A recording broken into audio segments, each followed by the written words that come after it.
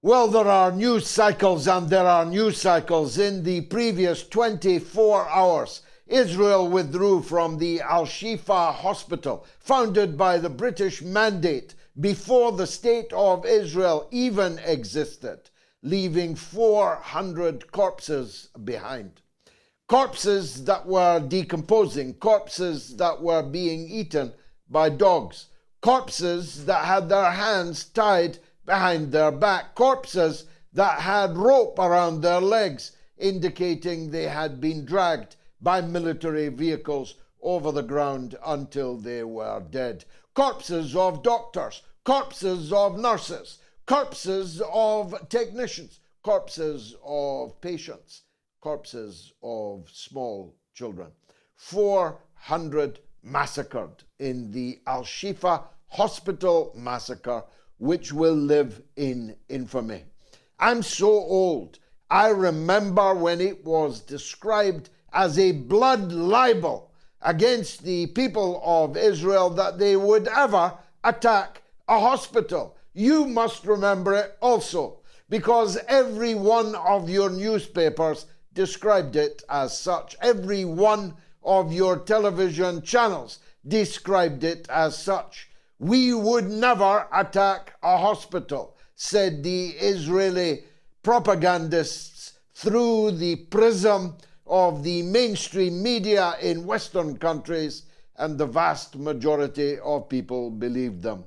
There are 36 hospitals in the Gaza Strip, and now not a single one has not been attacked, either partially or entirely destroyed, like the Al-Shifa British-built hospital. The British Mandate, I'm going to come back to that point.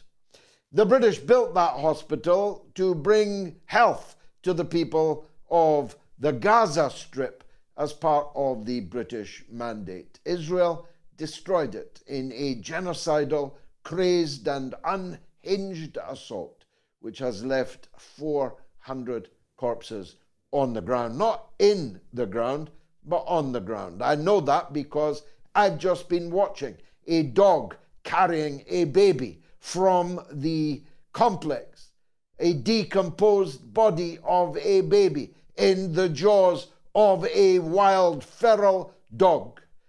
That's how much the Western political class, the Western media, care about Palestinian lives. On the same day, Israel, in complete defiance of the Geneva Conventions, of the Vienna Convention, which protects diplomatic property and regards diplomatic property as property belonging to the nation state that is established there with diplomatic relations as their own sovereign territory.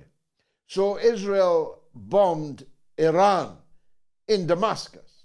They killed 7 Iranian diplomats. They killed 2 Iranian generals. They damaged the Canadian embassy next door. They damaged the main building of the Iranian embassy, in which was sat the accredited Iranian ambassador to Syria. It was a reckless act, almost unprecedented. Unprecedented, actually, because at least the Americans claimed they'd bombed the Chinese embassy in Belgrade by accident back in the NATO war against Yugoslavia. This one had no such claim. With pinpoint accuracy, again, a point I shall come back to, with pinpoint accuracy, one particular building in the Iranian embassy compound was carefully targeted and taken out, and all within it, every single person within it, was either killed or wounded. Now, this is not the first Israeli attack on Iranian targets in Damascus. It might not even turn out to have been the most important one. We'll see what happens in the next 48 hours about that.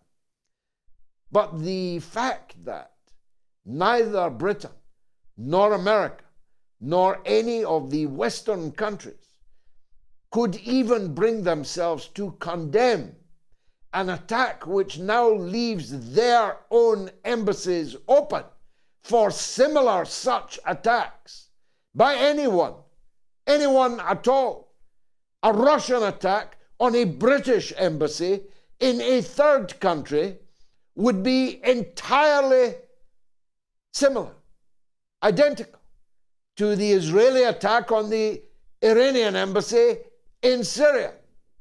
And they have now left themselves open to it. They have not condemned the Israeli bombing of the embassy compound, and they intend to do nothing about it. They were given the opportunity at the United Nations. They turned it down, and Iran will now take the matter into their own hands.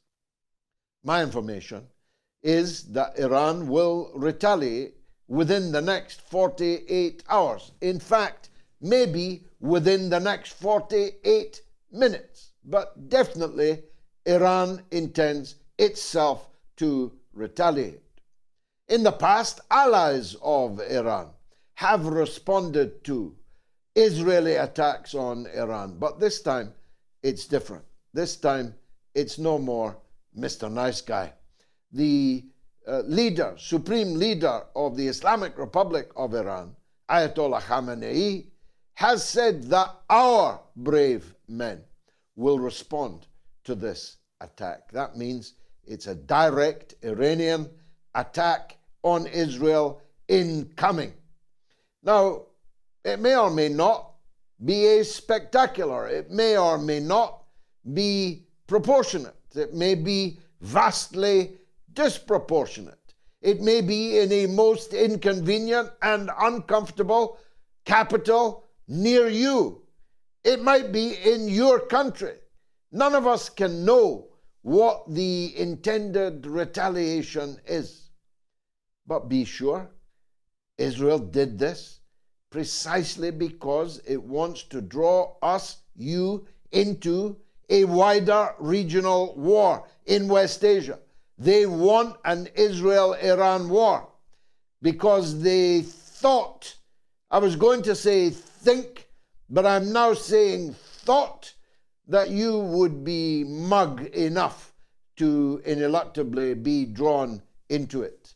But they may have another think coming. And the reason for that is what happened in the last 48 hours with the precision attack on a convoy of 3 vehicles of humanitarian aid workers from Australia, from Canada, from the United States, from Great Britain, from Ireland. 3 vehicles traveling 500 meters apart. A convoy of 3, 1.5 kilometers long, was systematically and was forensically attacked by precision drone-borne rockets, which went in every case through the roof, right by the logo helpfully painted on the roof of the humanitarian organization concerned. I'm dwelling on those logistics to show how puerile is the claim now that this was a mistake. It was no mistake. You can fire one rocket at the wrong vehicle by mistake, no doubt. But when you fire 3 separate rockets at 3 separate vehicles, 500 meters apart, having watched the survivors of the first target climb into the vehicle that became the second target, and then in decreasing numbers, of course, the survivors of the second target climbed into the first, which was then attacked until everyone was dead. And when you know that the drone that was firing these rockets was controlled by a man with a screen at headquarters who could read the Nike symbol on the trainers of every person in the vehicle, that can read as they boast and market themselves, the name on a gravestone in a cemetery miles below. That level of technology does not permit this to be described as a mistake. It was cold-blooded murder of the people in the convoy. 7 of them, 7 foreign aid workers, slaughtered by the very ally of the countries from which the slain originally came and whose passports they carried bloodied and pockmarked. Those passports, belonging to key allies of the State of Israel, have now proved beyond peradventure that 7 dead Europeans is easily worth 35,000 dead Palestinians. Because all of our efforts, all of our millions of people who've marched, protested, boycotted, done everything they could to try to awaken the Western media and the Western political class to the genocide that is going on in Gaza, all of our efforts had failed until now. Now everyone is awakened. The falsifiers who poured buckets of smear over the protesters, over the demonstrators, over the voters in Rochdale, over me as the Member of Parliament for Rochdale, the falsifiers who lied that we were in some anti-Semitic frenzy, uniquely concerned about the murderous violence being unleashed by a country that we were funding, arming, diplomatically covering, and endlessly proselytizing for, are now. I've just seen the front of the Daily Telegraph. Sunak demands an answer to how, why our British aid workers were killed. The passive voice is gone. Yesterday, they would have been described as having died if they'd been Palestinian, if it was even reported at all, are now killed, screaming, front page splash, Israel killed our men. We demand an answer. You see, 7, 35,000, 5,000 to 1. We can now say is the rate of exchange in Palestinian blood as opposed to European blood. And then we dive even deeper. When we first heard the names of the British victims, we shed a tear. These were men in the prime of their lives. These were men that had gone into the dangers of a war zone with official governmental approval, in coordination with the Israeli occupier, who knew the movements of every inch of these aid workers. And then we learned they were military veterans. They were heroes. They were British military heroes. Israel had just killed 3 British military heroes. And then we learned that these military heroes who were distributing this vital aid to starving Palestinian people were all employed by an intelligence company in Britain. Now, what first attracted our heroes, ex-Royal Marines, ex-Special Boat Service, what first attracted our heroes to the world's kitchen and good work, God's work in Gaza? Well, I don't rule out some kind of epiphany.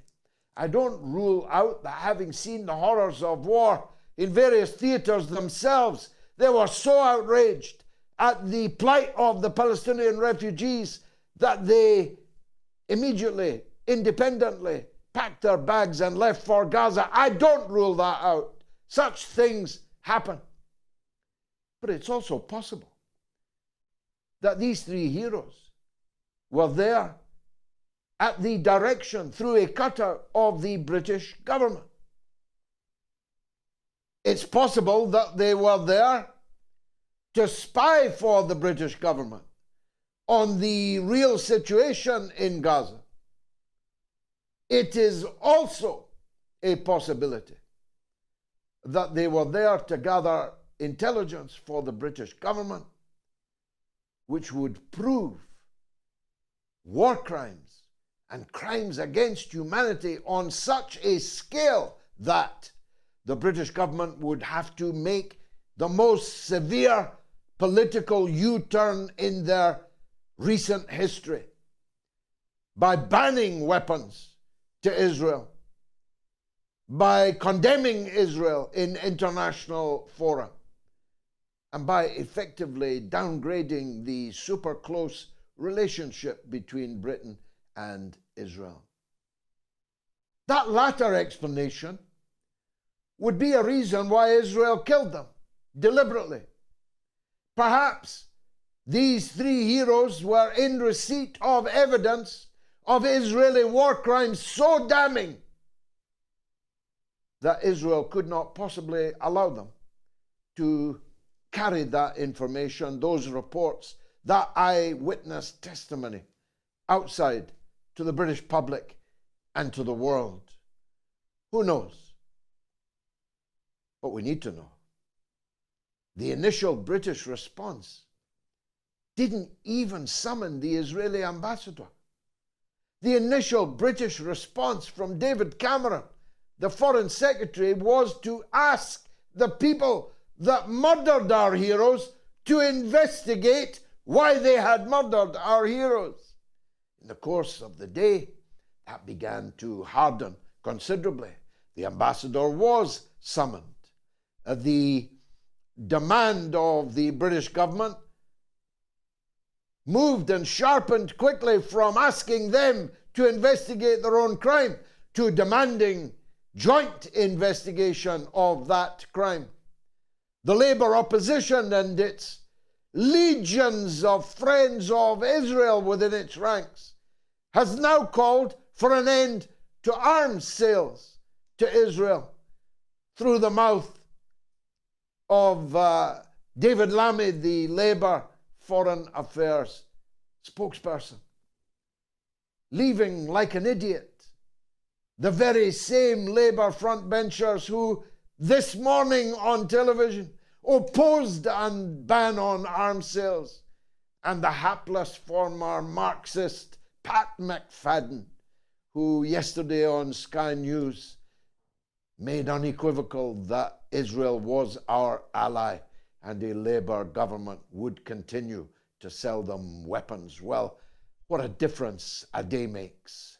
A day later, Labour calls for an end to arms sales. A day later, the British government moves up into fourth gear at least, and the British media suddenly discovers that the Israel they've been covering for the last 180 days exactly is a criminal state that's ready to kill anything that moves. I mourn the passing of the 7 aid workers, particularly the British ones, compatriots of mine. But I mourn thousands of times more the 40,000 dead Palestinians, women and children predominantly. I mourn the dead Palestinians of the last 76 years. And I mourn the British political class and media apparatchiks who attend them. I mourn the fact that it took 3 brave British soldiers to leave their guts on the ground in Gaza before they woke up. It's going to be a bumpy night. Fasten your seatbelts. It's the mother of all talk shows.